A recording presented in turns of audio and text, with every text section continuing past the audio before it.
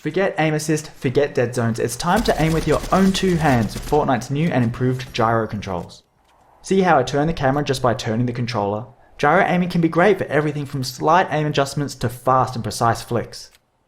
Whether you like to hold the controller upright, flat, or somewhere in between, you should find that Fortnite's new gyro controls give you a really natural command over the camera and over your weapon.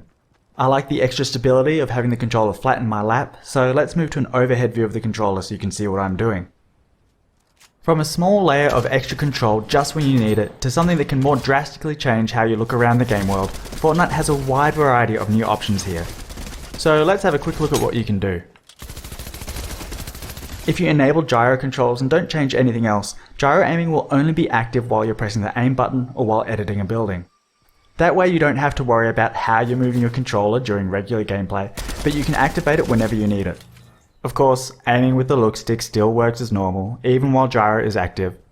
Players can still use the look stick for big camera movements and just rely on gyro to line up a shot or track a moving target. Other players like to have their gyro always on. If that's how you're playing, it's usually a good idea to customize your controls so that you have a gyro modifier button. Pressing and holding the gyro modifier button will disable the gyro so you can reposition your controller without messing with the camera. Playing like this, you could even do away with the look stick entirely if you really wanted to. But let's try something different with the stick.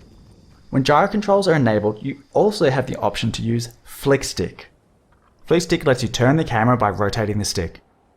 When you first point the stick in any direction, you'll make a smooth and quick turn to face that direction. For example, pull the stick back to quickly look behind you, or if you're taking fire, point the stick in that direction to see where it's coming from and let gyro aim take care of the rest. Once the stick has been engaged, rotating it will rotate the camera. So between flicking and rotating the stick, this gives you fast and direct control over your bearing at all times.